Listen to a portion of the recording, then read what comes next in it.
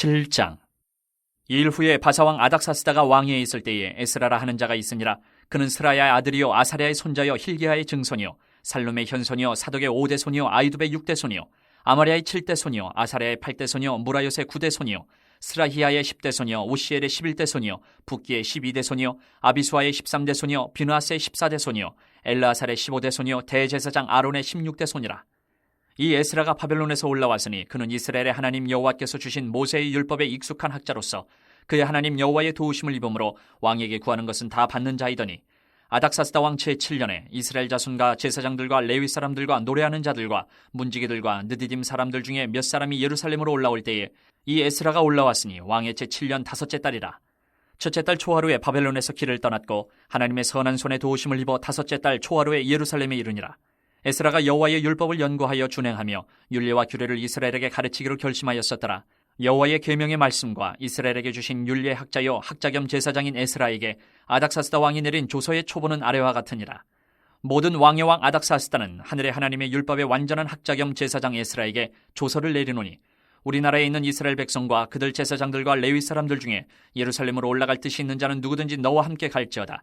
너는 내 손에 있는 내 하나님의 율법을 따라 유다와 예루살렘의 형편을 살피기 위하여 왕과 7 자문관의 보냄을 받았으니 왕과 자문관들이 예루살렘에 거하시는 이스라엘 하나님께 성심으로 드리는 은금을 가져가고 또 내가 바벨론 온 도에서 얻을 모든 은금과 및 백성과 제사장들이 예루살렘에 있는 그들의 하나님의 성전을 위하여 기쁘게 드릴 예물을 가져다가 그들의 돈으로 수송아지와 순양과 어린 양과 그 소재와 그 전제의 물품을 신속히 사서 예루살렘 내 하나님의 성전 제단 위에 드리고 그 나머지 은금은 너와 너의 형제가 좋게 여기는 일에 너희 하나님의 뜻을 따라 쓸지며 내 하나님의 성전에서 섬기는 일을 위하여 내게 준 그릇은 예루살렘 하나님 앞에 드리고 그 외에도 내 하나님의 성전에 쓰일 것이 있어서 내가 드리고자 하거든 무엇이든지 궁중 창고에서 내다가 드릴지니라.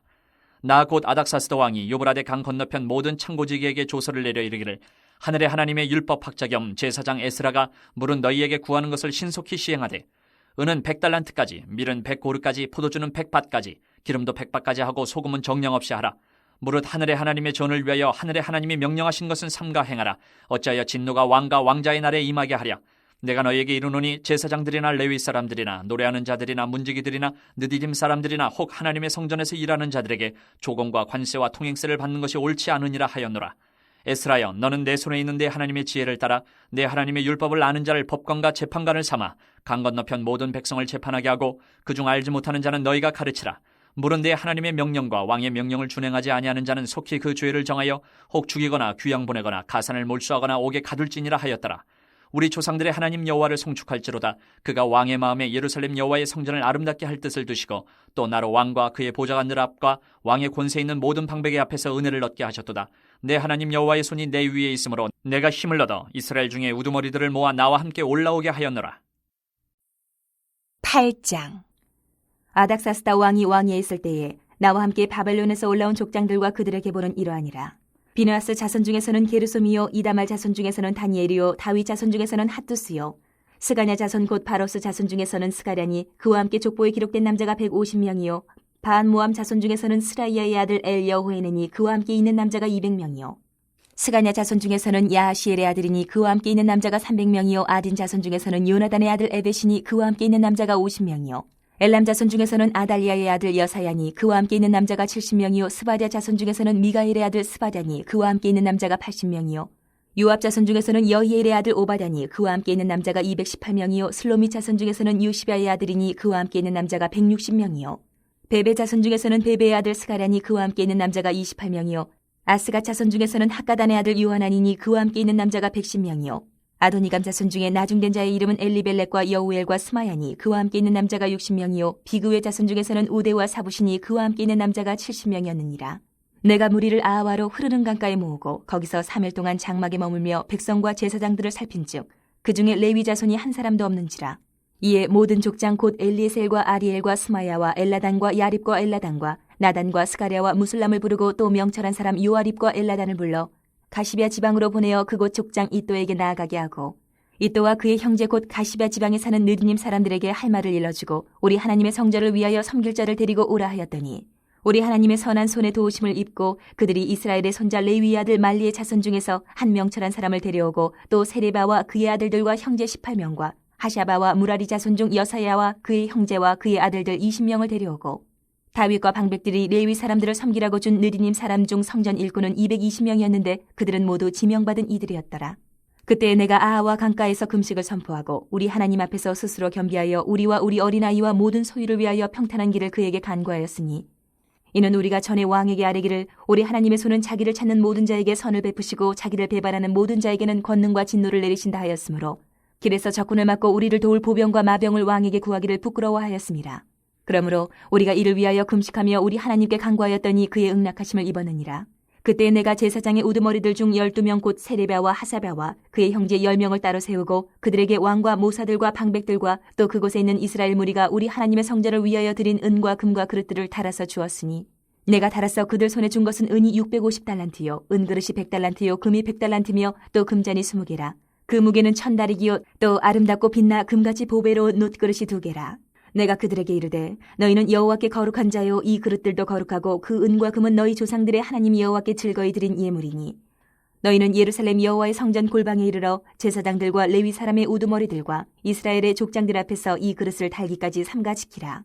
이에 제사장들과 레위 사람들이 은과 금과 그릇을 예루살렘 우리 하나님의 성전으로 가져가려 하여 그 무게대로 받으니라. 첫째 달 12일에 우리가 아하와 강을 떠나 예루살렘으로 갈새 우리 하나님의 손이 우리를 도우사 대적과 길에 매복한 자의 손에서 건지신지라. 이에 예루살렘에 이르러 거기서 3일간 머물고 제4일에 우리 하나님 성전에서 은과 금과 그릇을 달아서 제사장 우리아의 아들 무레못의 손에 넘기니 비느하스의 아들 엘르아살과 레위 사람 예수아의 아들 요사박과 비누이의 아들 노야다가 함께 있어 모든 것을 다 세고 달아보고 그 무게의 총량을 그때에 기록하였느니라. 사로잡혔던 자의 자손 곧 이방에서 돌아온 자들이 이스라엘 하나님께 번제를 드렸는데 이스라엘 전체를 위한 수송아지가 12마리요 또 순양이 96마리요 어린 양이 77마리요 또 속죄제의 순염소가 12마리니 모두 여호와께 드린 번제물이라. 무리가 또 왕의 조서를 왕의 총독들과 유브라데 강 건너편 총독들에게 넘겨주매 그들이 백성과 하나님의 성전을 도왔느니라.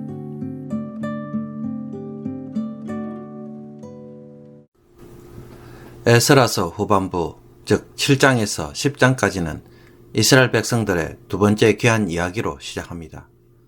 에스라의 주도하에 아닥사스다 왕 7년 즉 주전 458년에 제사장들, 레위인들, 일반 백성들을 이끌고 예루살렘으로 귀환을 합니다.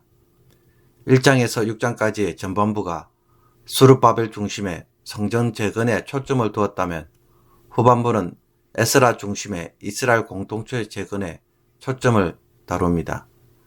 그러므로 7장은 에스라가 누구인지에 대한 자세한 족보 설명으로 시작합니다.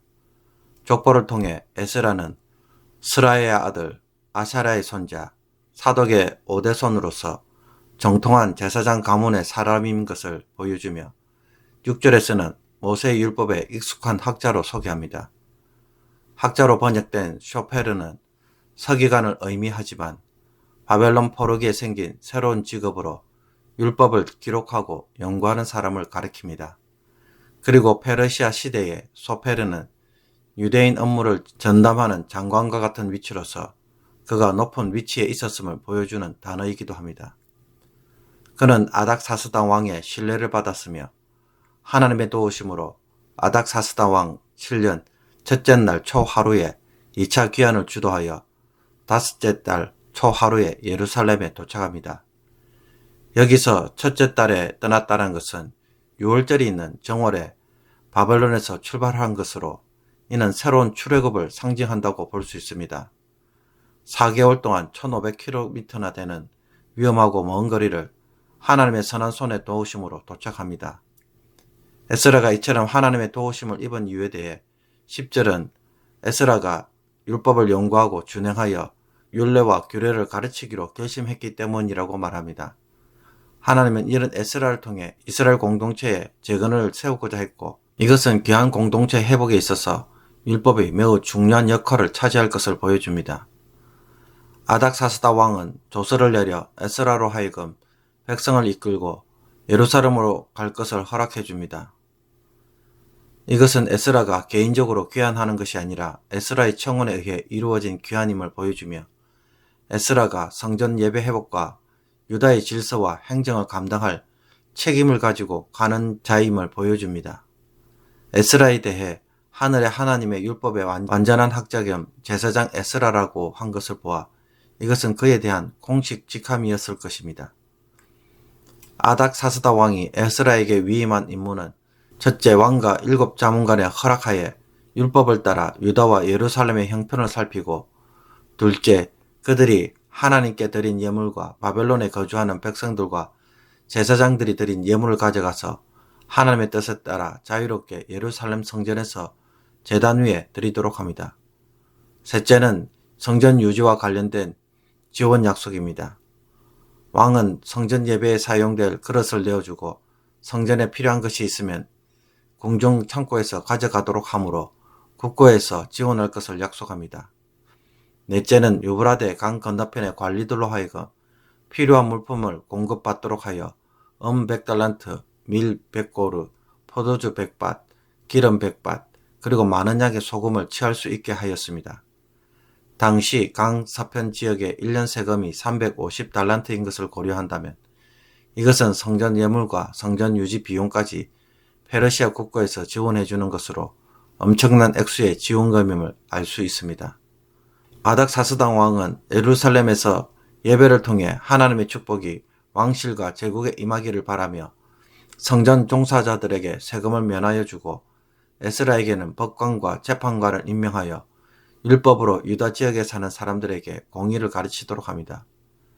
끝으로 왕은 하나님의 명령과 왕의 명령을 따르지 않는 사람에게는 엄한 처벌을 경고합니다. 에스라는 하나님께 속한 일과 왕에게 속한 일을 할 수 있는 권한을 가진 자로 파송되었습니다. 여기에 대해 에스라는 이 모든 것이 하나님의 은혜로 되었음을 감사하며 하나님에게 찬양합니다. 8장은 에스라와 함께 귀한 행렬에 참여한 자들의 명단이 소개되어 있습니다.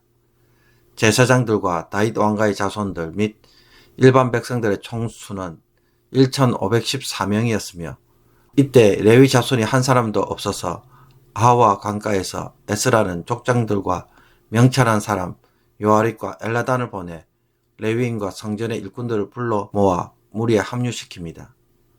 2차 귀한 명단을 보면 레위인을 비롯한 귀한 자들의 수가 적지만 주목해야 할 점이 있습니다. 그것은 대다수가 1차 귀한 자들과 관계 있는 인물들이며 12지파를 연상케 하는 12자손의 이름과 레위인의 합류를 보도하는 내용이 민수기의 인구조사와 유사하다는 점입니다. 그리고 하나님께 온전한 예배를 드리고자 귀환한다는 점에서 이것은 출애굽 행렬로 묘사를 하고 있습니다. 그리고 그는 아하와 강가에서 금식을 선포하고 하나님 앞에서 겸비하며 안전한 여행길을 강구합니다. 예루살렘까지의 길이 위험하여 왕의 도움이 필요하지만 하나님의 도우심만 의지하여 기도합니다. 이것은 에스라가 왕에게 한 말 때문으로서 하나님이 자기를 찾는 자들에게 선을 베푸시다는 것을 입증하기 위함이었습니다. 그리고 에스라는 제사장 우두머리 중에 12명과 레위인 12명, 즉 세레바와 하샤바와 그의 형제 10명을 세워 모세의 율법에 따라 은금과 성전 기물을 운반하는 일을 맡깁니다.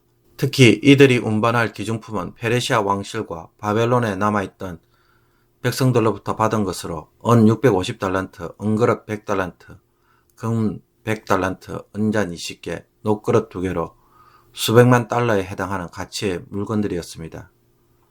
첫째 달 1일에 바벨론 아호와 강가에서 출발하여 5월 1일에 예루살렘에 도착합니다. 긴 여행 중에 여러 가지 어려움을 겪었지만 에스라는 그것에 대하여 자세하게 설명하기보다는 대적하는 자들과 길에서 매복한 자들의 위험에서 하나님의 손이 우리를 도우셨다고 이 부분을 더 강조합니다.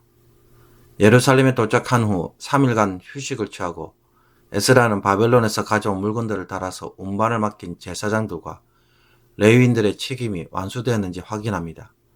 그리고 제사장 무레못에 넘겨주고 제사장 엘라살과 레위 사람 요사박과 노아다가가 다시 한번 확인한 후 목록들을 장부에 기록합니다. 사로잡혔던 자의 자손, 즉 에스라와 귀환한 자들은 예루살렘에서 하나님께 제사를 드립니다. 이스라엘 전체를 위한 번제로 12마리의 수송아지와 96마리의 순양, 그리고 77마리의 어린 양을 드리고 속죄제로 12마리 순염소를 드립니다. 하나님의 은혜에 대한 감사와 헌신, 그리고 포로기에 범한 모든 죄와 부정을 깨끗하게 하려는 의도로 이 모든 제사를 드린 후 끝으로 왕에게 받은 조서를 이 지역을 다스리는 총독들에게 넘겨줍니다. 칙령을 받은 페르시아 관리들은 곧바로 유다 백성과 하나님의 성전의 일을 돕습니다. 2차 기한에 대해 에스라는 제2의 출애굽으로 바라보고 있기에 평탄한 길을 구하고 제물의 숫자, 반복 12숫자를 통해 회복되는 이스라엘을 상징하고 있음을 눈여겨보며 읽을 필요가 있습니다. 오늘의 묵상 본문은 에스라서 7장 1절에서 10절까지의 말씀입니다. 사람들이 정말 알고 싶어 하는 것 중에 하나는 미래입니다. 앞으로 자신의 삶이 어떻게 될지 몰라서 사람들은 아무리 과학이 발달해도 점치는 것에 대해 여전히 유혹을 받습니다. 왜 사람들은 미래에 대해 알고 싶어 할까요? 장래의 일을 하면 위험한 일은 피하고 더 좋은 선택을 할 수 있기 때문일까요? 그러나 우리가 다시 한번 생각해 봐야 하는 것은 하나님은 사람으로 하여금 미래를 알도록 해주지 않으셨다는 것입니다. 하나님은 우리에게 그런 능력을 주시지 않았기 때문입니다. 사람은 추측을 하고 예측도 하지만 장래일에 대해서는 알 수가 없습니다. 그러므로 장래일을 아는 것은 사람의 몫이 아니라 하나님의 몫이라는 사실을 받아들일 필요가 있습니다. 내가 내 미래를 주관하는 것이 아니라 하나님이 주관하신다는 사실을 받아들여야 한다는 것입니다. 잠언 16장 9절의 말씀처럼 사람이 마음으로 자기의 길을 계획할지라도 그의 걸음을 인도하시는 이는 여호와시니라. 오늘 본문 1절을 보면 이 일 후에 라는 말로 시작합니다. 이 일이라는 것은 1장에서 6장까지 한 일입니다. 고레스 칙령을 통해 1차로 귀환한 이스라엘 백성들이 스룹바벨을 중심으로 중단되었던 성전을 재건축한 일입니다. 이것이 언제 이루어졌습니까? 주전 516년입니다. 그러면 이 스룹바벨 성전이 완성된 후 바사왕 아닥사스다가 왕위에 있을 때 에스라가 이스라엘 백성들을 이끌고 2차 귀환을 합니다. 이때가 아닥사스다 왕 제7년, 즉 주전 458년이었습니다. 그렇다면 몇 년이 지난 후에 에스라가 이스라엘 땅으로 간 것입니까? 성전 재건 후 58년이 지난 후입니다. 1차 기한이 시작한 때를 기준으로 한다면 2차 기한은 80년이 지난 후입니다. 이것을 보면 이스라엘 백성들이 1차 기한 후에 바벨론 제국에 남아있던 유대인들은 고국으로 더 이상 돌아갈 마음이 없었던 것으로 보입니다. 80년 혹은 60년의 세월은 결코 짧은 기간이 아닙니다. 한 세대가 다 지나가도 이스라엘 땅으로 돌아갈 사람은 더 이상 없을 정도로 무관심했다는 것을 보여줍니다. 이런 무관심 속에서 에스라라는 인물이 등장해서 2차 기한을 준비합니다. 10절을 보면 에스라가 왜 이스라엘로 돌아가기로 했는지 그 이유가 소개되어 있습니다. 에스라가 여호와의 율법을 연구하여 준행하며 율례와 규례를 이스라엘에게 가르치기로 결심하였었더라. 아마도 고국으로 귀환한 이스라엘이 성전을 재건했지만 제대로 된 예배 공동체를 이루지 못했던 것으로 보입니다. 그리고 성전에서 예배가 제대로 이루어지지 않았기에 율법을 백성들에게 제대로 가르치는 일 또한 제대로 행해지지 않았던 것으로 보입니다. 그래서 에스라의 마음에 무슨 생각이 들겠습니까? 이스라엘 공동체를 예배와 율법 가운데 재건하고 싶은 마음이 생겼을 것입니다. 이 마음에 에스라는 사람을 모아서 2차 기한 준비를 합니다. 그리고 레위 사람들이 없음을 알고 그들에게 도전하여 함께 데리고 갑니다. 1차 기한자가 5만 명인데 비해 2차 기한자 수는 1753명입니다. 너무나 적은 숫자입니다. 그런데도 불구하고 에스라가 이 모든 일들을 주도하는 이유는 하나님께서 주신 마음 때문입니다. 율법을 가르침으로 이스라엘 공동체를 재건하도록 하셨기 때문입니다. 에스라는 이 일을 위해 준비된 사람이었습니다. 에스라는 정통 제사장의 가문의 자손입니다. 스라의 아들 아사라의 손자 사독의 5대손이고 대제사장 아론의 16대 손입니다. 스라야는 예루살렘 멸망 당시에 활동했던 대제사장입니다. 에스라가 이 대제사장 가문의 자손으로 소개된 이유는 그 무너진 성전 제단을 회복할 자로 보았기 때문입니다. 그리고 그가 아론 자손이라는 것을 굳이 밝히는 이유도 무엇이겠습니까? 그가 제사장 역할을 다시 출발시킬 자로 보았기 때문입니다. 이스라엘의 새로운 출발과 개혁을 주도할 인물임을 보여주는 것입니다. 그러므로 모두가 이스라엘 땅의 현실에 대해 아무런 관심도 가지지 않고 손 놓고 있을 때 그것을 향해 눈을 돌리고 다시 회복시키고 사람을 준비하시는 분은 누구입니까? 하나님입니다. 하나님은 성전 재건 후 이스라엘에게 영적 부흥의 역사, 율법을 통한 말씀 부흥의 역사를 준비하고 계셨기에 지금 에스라를 일으키신 것입니다. 그는 이스라엘의 하나님, 여호와께서 주신 모세 율법에 익숙한 자라고 말합니다. 그러므로 이스라엘 백성들이 다시 여호와 율법을 따라 살아갈 수 있도록 하기 위해서는 그 어느 누구보다 제일 적합한 인물이었습니다. 에스라는 자신이 하는 일에 대해 하나님의 도우심으로 되었다는 것을 자주 강조합니다. 자신의 의지나 생각으로 된 것이 아니라 이 모든 일들은 하나님의 섭리와 계획하에 일어난 일이라는 것입니다. 에스라가 그 땅을 향해 가는 일은 사람의 일이 아닌 하나님의 준비와 계획하에 진행된 일인 것입니다. 에스라는 하나님의 계획에 의해 세워지고 파송된 준비된 지도자였던 것입니다. 에스라가 잘났어가 아니고 똑똑했어가 아니라 하나님의 준비하심 때문에 세워진 것입니다. 성전 재건 후 60년 가까이 더 이상 진전이 없을 때 그 땅의 새로운 회복을 위해 홀로 신경 쓰신 분은 오직 하나님입니다. 그러므로 우리의 삶에 대해서도 마찬가지입니다. 누가 나의 미래를 알아서 내 삶에 에스라를 준비하시겠습니까? 모두가 돌아갈 생각을 접은 상황에서 누가 그 땅을 향해 돌아갈 마음을 품게 하실 수 있겠습니까? 오직 하나님뿐입니다.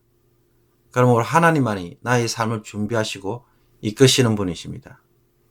우리는 과거에 여러 가지 계획을 세웠다가 실패한 경험이 참 많이 있습니다. 왜 그렇게 실패하는지 생각해 보신 적이 있으십니까? 나의 의지가 약해서 혹은 준비 부족으로 혹은 경험 부족 때문에 라고 생각하신 적이 있습니까? 그것보다는 미래는 하나님 주관하시는 일이기 때문에 그렇게 된 것입니다. 우리가 아무리 추측도 하고 예측도 하지만 실상은 한 치 앞을 보지 못합니다. 나의 이 선택이 무슨 결과를 가져올지 아무도 모릅니다. 그런데 우리가 무슨 준비를 할 수 있겠습니까? 우리는 하나님이 부르실 때에 쓰임받는 것 외에 할 수 있는 것이 아무것도 없습니다. 에스라도 이스라엘 공동체 재건을 위해 헌신했지만 그가 할 수 있는 것은 평소에 늘 율법을 읽고 묵상하던 일이었고 하나님의 부르심에 순종할 때에 지금 이스라엘의 미래를 위하여 사용되고 있습니다. 그러므로 모르는 미래를 알려고 준비하려고 애를 쓰기보다는 해야 할 일에 최선을 다하고 준비되어 있는 것이 도리어 쓰임을 받고 미래를 대체하는 우리의 모습인 것입니다. 어떻게 될까? 너무 고민할 필요가 없습니다. 알아도 할 수 있는 것이 없습니다. 결국은 내가 할 수 있는 일을 하는 것이 내가 할 수 있는 유일한 길입니다. 그러므로 잘 준비된 사람이 잘 준비된 미래에 귀하게 쓰임받을 뿐입니다. 내 삶이, 내 미래가 어떻게 될지, 내 자녀가 앞으로 어떻게 될지 고민하기보다는 하나님께 쓰임받도록 준비하고 부르심에 응답하는 삶이 최고로 잘 준비된 복된 삶입니다. 할 수 없는 일은 빨리 내려놓는 것이 좋습니다. 마음고생을 사서 할 필요가 없습니다. 에스라처럼 하나님 앞에서 쓰임받도록 내가 잘할 수 있는 일들이 무엇인지 다시 한번 생각해보고 그것에 대하여 준비해가는 성도의 삶이 하나님 앞에서 새로운 미래를 경험하는 복된 자일 것입니다. 이와 같이 저와 여러분들이 에스라처럼 잘 준비되어서 하나님이 예비하신 미래에 쓰임받는 복된 자들이 되기를 주님의 이름으로 축복합니다. 기도드리겠습니다.